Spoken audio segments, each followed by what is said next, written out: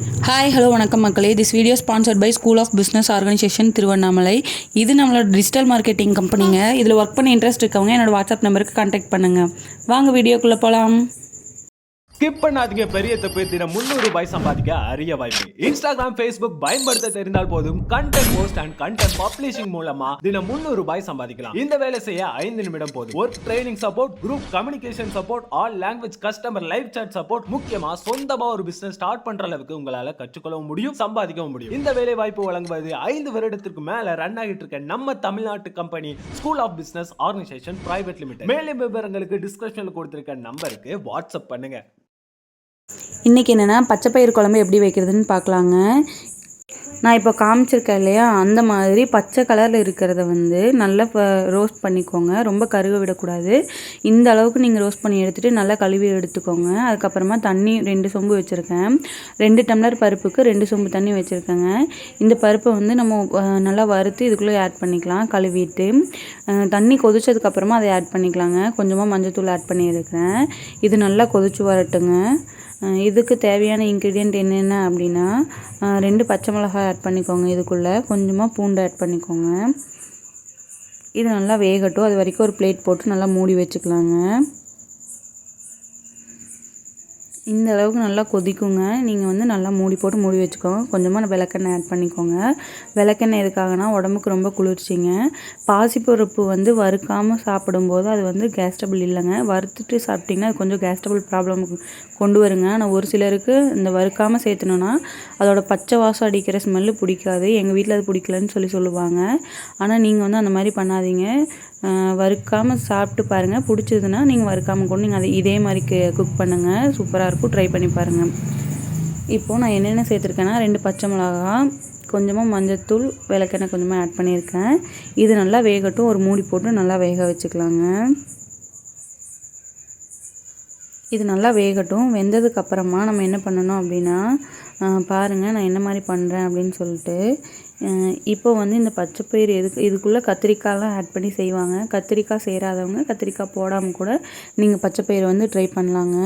இப்போது பச்சைப்பயிறு வெந்துருச்சுங்க. நல்லா வெந்ததுக்கப்புறமா அதை இறக்கிக்கலாம். இறக்கிட்டு இதுக்கு என்னென்ன தேவை அப்படின்னு சொல்லி பாருங்கள். ஒரு கடாயை வச்சுக்கிறேன். அந்த கடாயை நல்லா ஹீட் ஆகிக்கட்டும். அது வரைக்கும் வெயிட் பண்ணிக்கலாங்க. கொஞ்சமாக ஆயில் சேர்த்துக்கோங்க. அதில் ஏன் இப்படி இருக்குதுன்னு பார்க்குறீங்களா? கடாய் ஏன் கருப்பாக இருக்குன்னா, பருப்பு நான் இதில் தான் ரோஸ்ட் பண்ணேன். ஸோ அதனால் அது இந்த மாதிரி இருக்குது. ஒன்றும் பிரச்சனை இல்லை. நீங்கள் அதிலே குக் பண்ணிக்கலாங்க. கொஞ்சமாக ஆயில் சேர்த்துக்கிறேன். இந்த ஆயில் நல்லா ஹீட் ஆனதுக்கப்புறமா எல்லா இதுக்கும் நம்ம கடுகு சேர்ப்போம் ஆயில் ஊற்றின உடனே. ஆனால் இதுக்கு நம்ம கடுகு சேர்க்க வேண்டியது இல்லைங்க. கொஞ்சமாக சீரகம் போடணும். இதுக்கு 1/2 ஸ்பூன் சீரகம் சேர்த்துருக்கேன்.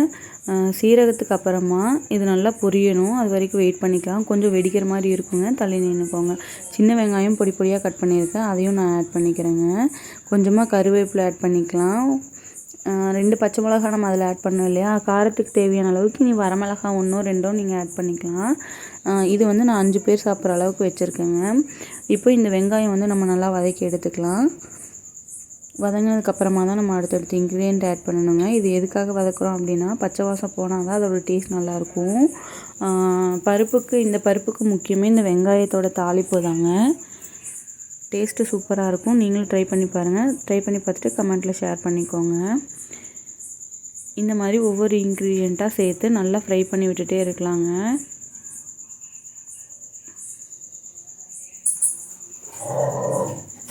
இந்த பச்சைப்பயிரில் எப்பயுமே கல் இருக்குங்க. அந்த கல்லெல்லாம் க்ளீன் பண்ணிட்டு தான் நம்ம ஆட் பண்ணணும். களிமண் இருக்கும் மெயின். இந்த பயிர் கண்டிப்பாக களிமண்ணில் தான் நல்லா விளையும். அதனால அதில் எப்படி இருந்தாலும் களிமண் இருக்கும். அவங்களுக்கே தெரியாமல் தான் அதில் ஆட் ஆகிருக்குங்க. இப்போது ஒரே ஒரு வரமிளகாய் நான் ஆட் பண்ணிக்கிறேன். இதை இந்த மாதிரி நல்லா ஃப்ரை பண்ணி விட்டுக்கலாங்க. இதை எடுத்து நம்ம அந்த கொத்தமல்லி பொடி இருந்ததுன்னா கொஞ்சமாக சேர்த்துக்கலாம். இதுக்கு மெயின் கொத்தமல்லி சீரகம் தாங்க மெயின் டேஸ்ட்டே. அதையும் நம்ம ஆட் பண்ணிக்கலாம். கொத்தமல்லி 1/2 ஸ்பூன் நான் ஆட் பண்ணியிருக்கேன். நீங்களும் கொஞ்சமாக ஆட் பண்ணிக்கோங்க. இதை நல்லா எண்ணெயில் வறுத்துக்கலாம் பொன்னிறமாக ஆகிற வரைக்கும். அதுக்கப்புறமா அதை எடுத்து நம்ம பருப்புக்குள்ளே ஆட் பண்ணிக்கலாங்க. அதை நல்லா கடைஞ்சி எடுத்தோன்னா பாசிப்பயிறு ரெடி ஆயிரும். சாரி பாசிப்பயிறுன்னு இதை சொல்ல மாட்டாங்க, பச்சை பயிறுன்னு தான் சொல்லுவாங்க. பாசிப்பருப்பு அப்படின்னா என்னென்னா பாயாசத்துக்கு யூஸ் பண்ணுறதாங்க பாசிப்பருப்பு. இதை வந்து பச்சை பயிறுன்னு தான் சொல்லணும். ஒரு சிலர் இதையும் பாசிப்பருப்புன்னு தான் சொல்லுவாங்க, அதையும் பாசிப்பருப்புன்னு தான் சொல்லுவாங்க. எங்கள் ஊர் சைடு வந்து இதை பச்சை பயிறு அப்படின்னு தான் சொல்லுவாங்க, அதை வந்து பாசிப்பருப்பு அப்படின்னு சொல்லுவாங்க.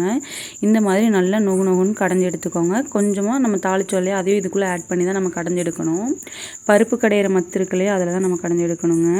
இப்போ கடைஞ்சி எடுத்துகிட்டு கொஞ்சமாக தண்ணி சேர்த்துக்கிட்டு, இல்லைனா பருப்பில் இருக்க தண்ணி வடிச்சிருப்போம் இல்லையா, அந்த தண்ணியை கூட நம்ம ஆட் பண்ணிக்கலாம். அது ரசத்துக்கு வேணுங்கிறதுக்காக நான் அதை வச்சுக்கிட்டு இப்போது இதை வந்து நான் நல்லா கடைஞ்சி எடுத்துக்கிறேன். இதுக்கு வந்து நீங்கள் பருப்பு வேக வைக்கும்போது ஒன்று சொல்லாமல் விட்டுட்டேன், காமிக்காமையும் விட்டுட்டேன். ஒரே ஒரு சின்ன சைஸ் தக்காளி மட்டும் நீங்கள் ஆட் பண்ணிக்கோங்க. இதுக்கு தேவையான அளவு உப்பு சேர்த்துட்டு இது கொஞ்சம் கொதிச்சதுக்கப்புறமா பருப்பு ரெடி ஆயிருங்க. இது டேஸ்ட் வைஸ் சூப்பராக இருக்குங்க. தோசைக்கும் சூப்பராக இருக்கும், சாப்பாடுக்கும் சூப்பராக இருக்குங்க. நீங்களும் ட்ரை பண்ணி பார்த்துட்டு எப்படி இருக்குன்னு கமெண்ட்டில் ஷேர் பண்ணுங்கள்.